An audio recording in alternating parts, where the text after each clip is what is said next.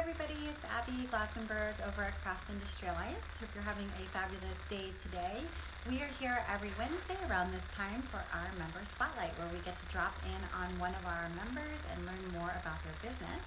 Today we're going to be talking with Jackie Kaufman from Rock My World, and Jackie is a jeweler and she's got really cool work. I'm very excited to show it all to you when she gets ready to come and join us for this chat. I also wanted to just give you a few bits of an update about how things are going at Craft Industry Alliance, what's going on. So we just last week had a really terrific webinar with Keith Recker. He is a color forecaster, and he came to talk with us about color trends for 2023. We got great feedback. His presentation was visually really beautiful and very inspiring. It was recorded, so if you would like to check it out, it is available for our members to access anytime. And if you're not yet a member, you can join us at craftindustryalliance.org and become a member and then watch that recording. It is there now. And our webinar coming up in January is actually all about creating a subscription box. So I'm very excited about that. Jackie, I see you're here. You can request to join by hitting the little plus sign at the very bottom. And I look forward to talking with you. Oh, I see Jackie's request just came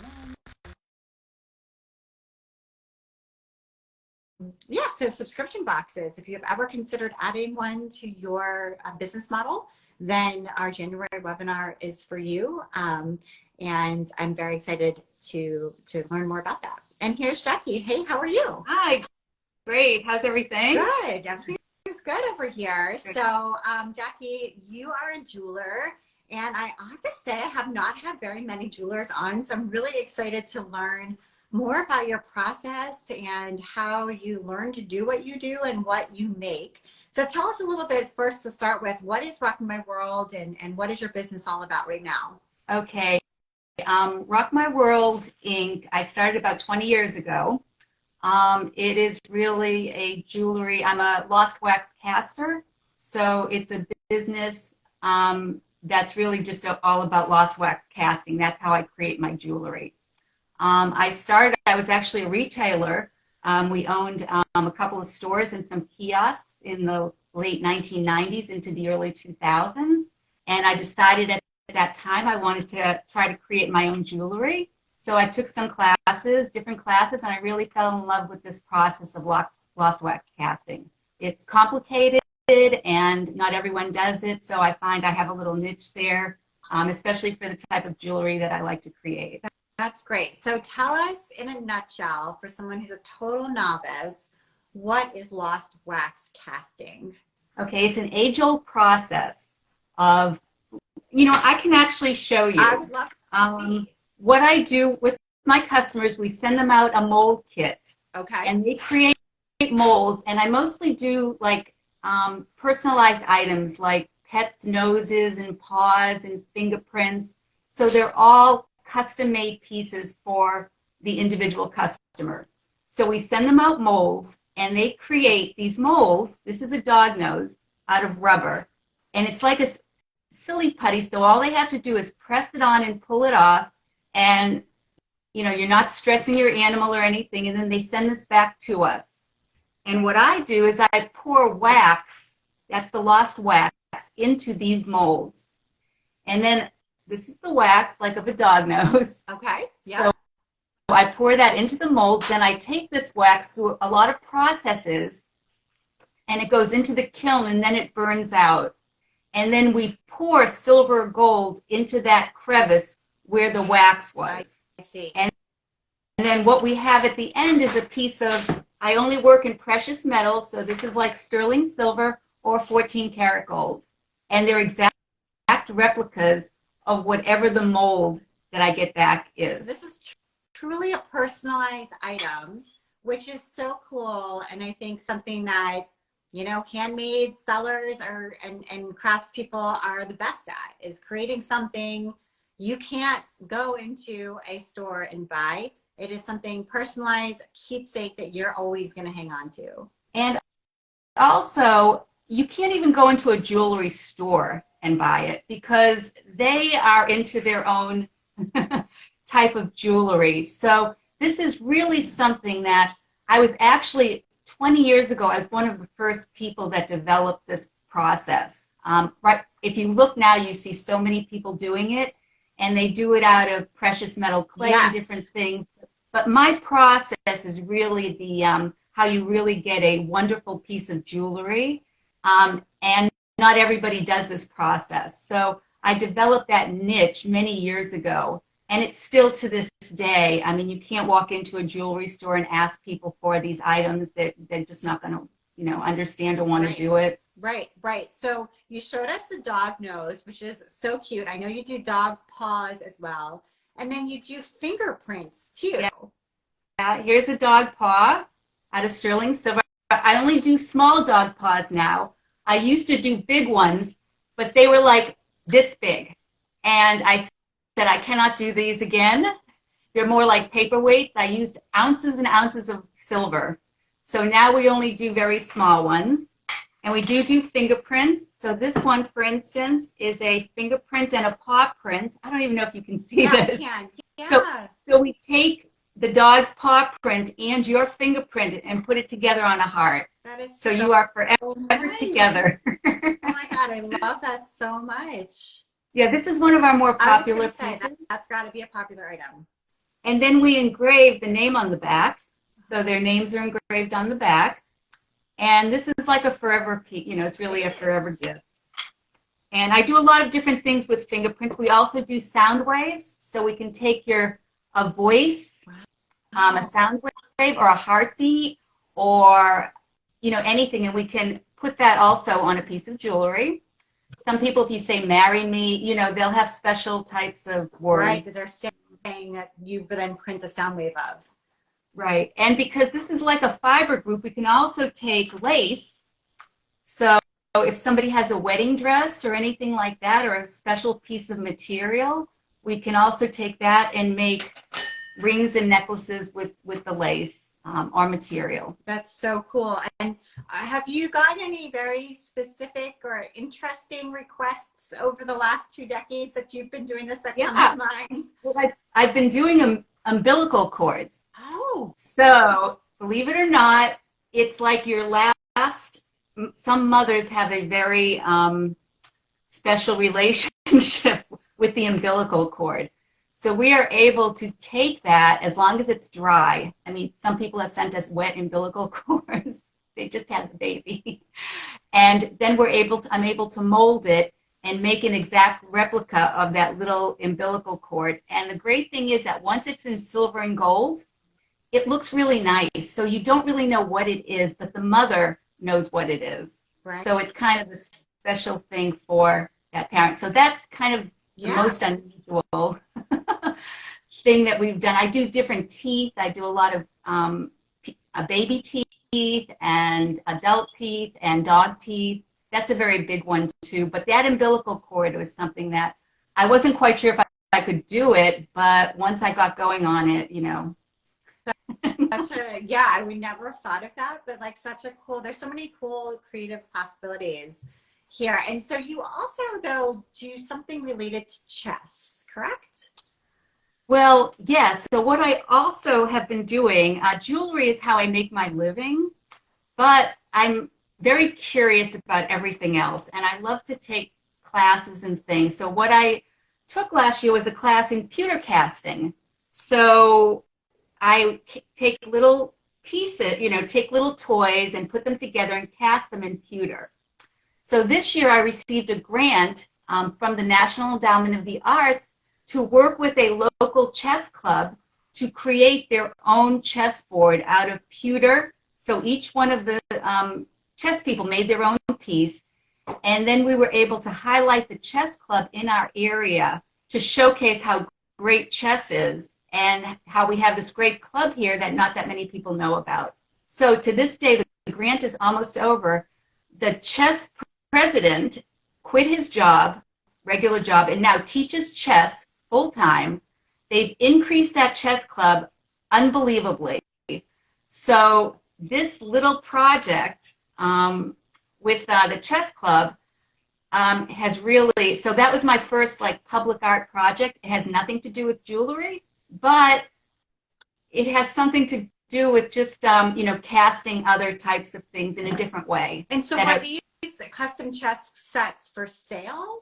No, well, this one, they made their own chessboard, so it was at different, we had them at museums, so we highlighted them for a month at different art centers, and then what I'm going to do is give them the chessboard at the end of the grant, so they can sell it. It's probably worth a few $1,000s, and I'm actually creating my own chessboard, but it's quite expensive and it's quite time consuming to make each individual piece, make a mold of it, cast it, but this was a project that I started that I was so happy with the conclusion of it because it really, I was able to help a community that I didn't know.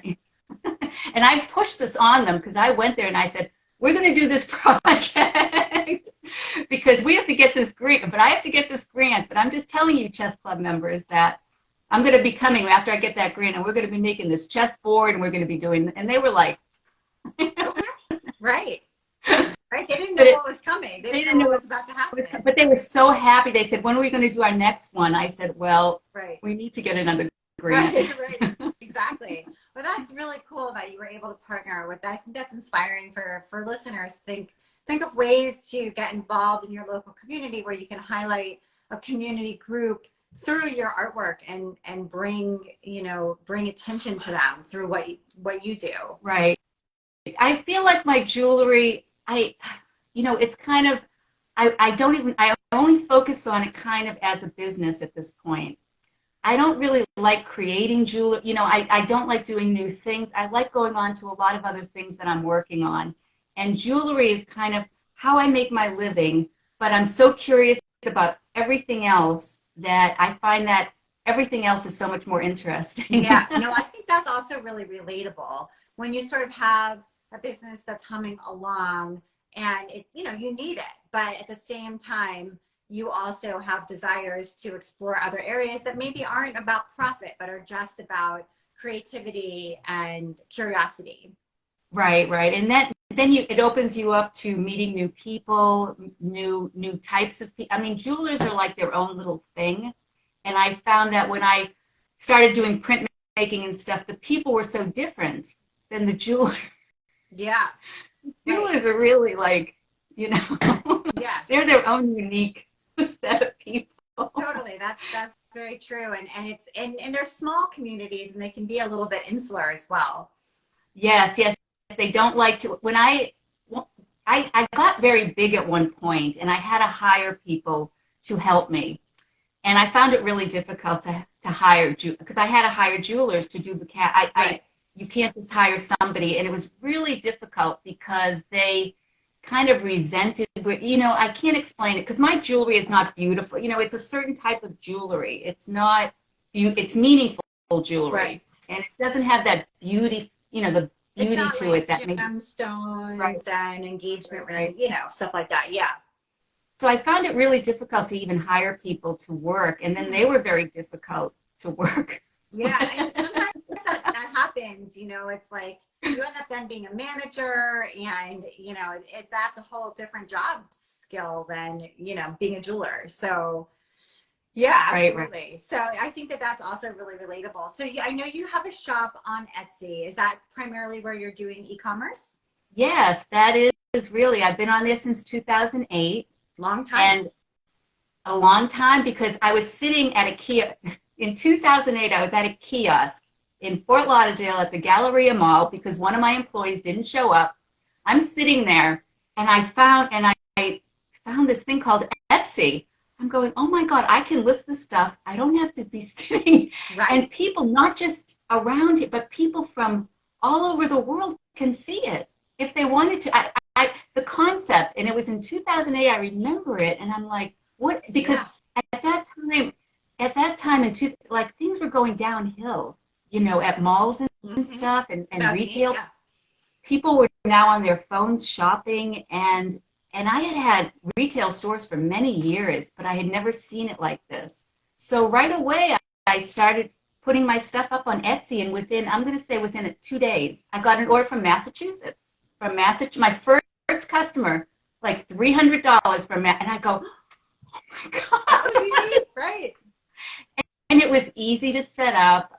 Of course, things were different back then, a little bit on Yeah. Etsy, but you just have to go with the flow. You know, I like it. A lot of I've had my stuff on TV show. You know, a lot of like celebrity, you know, TV shows, and they all found me through Etsy. Okay. So it's Good to know. not so they all found me, and that's just another little Yeah. thing because they're not going to look up Rock My World. They're not going to know who Jackie Kaufman is. But on Etsy, they started you know, a lot of the shows try to find things on They there. do. So, Right. so I was found not recently, but quite, you know, but a few years ago, quite a lot, and with magazines and stuff. So Right. It that's could be a another place where aspect. people, because it's a go-to name, and so editors and producers who are searching for a particular type or style of product could go there and search and find you in a way that would be more difficult on Instagram or just on the web in general. Right, right. Right. But this was even before Instagram. Yeah. Now I'm on Instagram a lot. I try to post every day, Okay. and that's how I get a lot of my new customers. And if you go to my Instagram, every day I try to post any of my jewelry on there is stuff I'm shipping out to people. Okay. So it's all stuff that is all a different way of looking at the dog noses or whatever. So I always post stuff that is getting ready to ship out.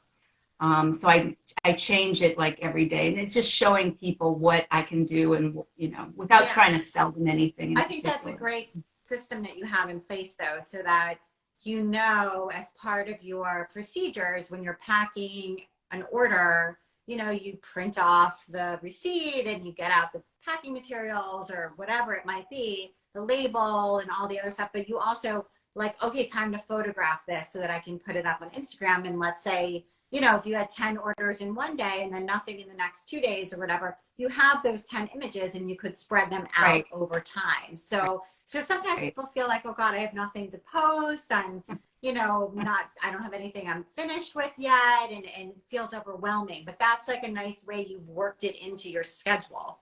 Right, right. And I used to post a lot of procedure, how the pieces were made. I just don't have time, right? I used to do that a lot, and that really worked. Like, this is what like, I'll show the wax beforehand, and this is what I'm working on. And then I'll show the kiln, I'll show different things.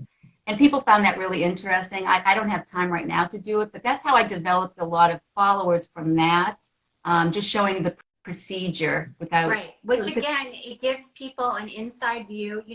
My experience is that most people are envious of the life of an artist. They are sitting in some boring cubicle somewhere and wishing that they could be making something with their hands. And, even if the reality of doing that is harder and different than they envision, Right. Still the fact that you are doing it, it's wonderful for them to get that behind the scenes look, and even just to see how it's done and to know, yes, the thing I'm receiving is made by an artist and, has that special care. Right. Right. And also that the lost wax casting, because there's, that precious metal clay, which Yes, is fine. Yeah. It's fine. It's great. But that's not what I do. So to show how complicated my process is, compared to maybe another process, if somebody is looking at the same type of item from two, I'm just, Right.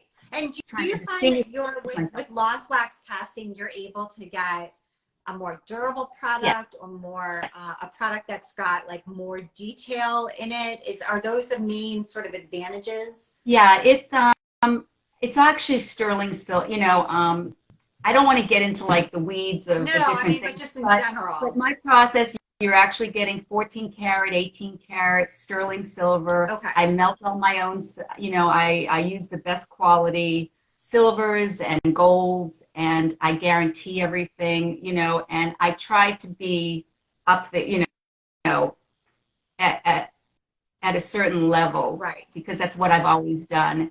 And if you bought something from me 10 years ago and you buy it from me now, it's the same. Right.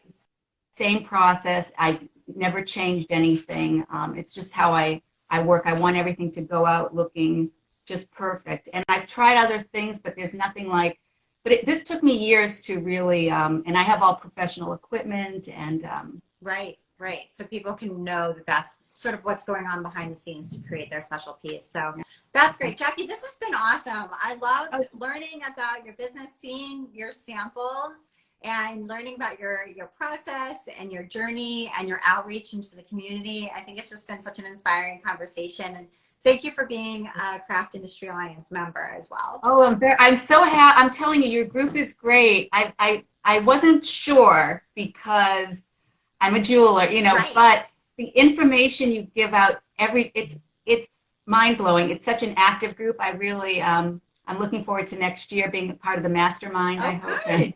Yes, wonderful. We're working on that tomorrow. We're going to be putting together all the groups. Big job. So I'm excited to dig into that and excited that you'll be participating. It's a really fun program. So thank you so much. And thanks to everybody who joined us for our member spotlight this week. And we'll see you next time. Bye, everybody. Bye. Bye, Jackie.